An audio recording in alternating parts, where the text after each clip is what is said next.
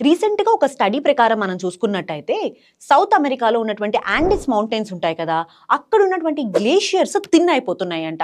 And దాంతో పాటు కొన్నాళ్ల తరువాత వాటర్ సెక్యూరిటీ ఇష్యూస్ కూడా రావచ్చు అనే విషయం ఈ స్టడీ చెప్తుంది. ఈ కాంటెక్స్ట్‌లో మనం ఒకసారి యాండెస్ మౌంటైన్స్ గురించి చూద్దాము. యాండెస్ మౌంటైన్స్ చూసుకున్నట్టయితే ఇవి ఫోల్డ్ మౌంటైన్స్.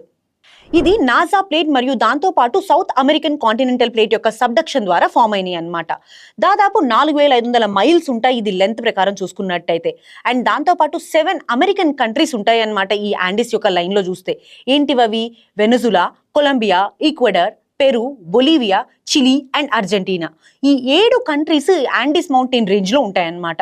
దీంట్లో one of the most important విషయం ఏంటి అంటే, యునెస్కో యొక్క వరల్డ్ హెరిటేజ్ సైట్ కూడా ఉంది ఇందులో. అదే మాచు పీచు. అయితే మీరు కామెంట్ సెక్షన్ లో యాండెస్ మౌంటైన్స్ లో ఉన్నటువంటి హైయెస్ట్ పీక్ ఏంటి అనేది చెప్పండి.